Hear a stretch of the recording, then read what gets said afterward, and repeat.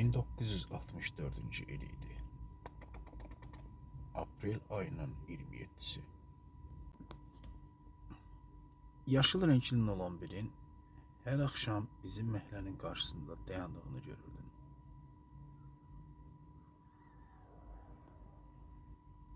Onun bir orada dayandıqda mən anlayırdım ki, məhəlləmizə axtarış şöbəsinin müdiri gəldi. Hava yağışlı və küləkli idi. 10-11-in pəncərələri dumanlı idi.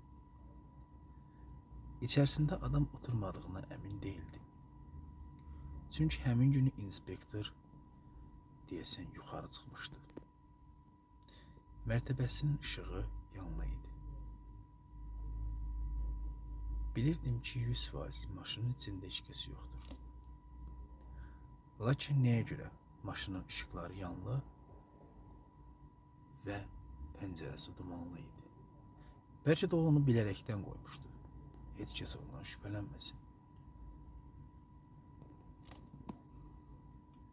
Baxın, inspektor içəridədir, ışığı yanlıdır. Maşını isə hər zaman tək sürdüyü üçün bilirik ki, içində heç kəs yoxdur. Görəsən inspektor niyə ışıqların yanına qoyub gedib? Acaba onu axtarırlarmı? Özündən şübhələnirmi? Nəyə görə inspektor bu cür edib?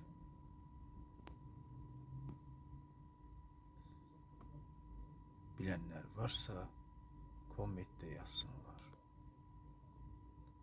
11'in ışığı ve evin ışığı.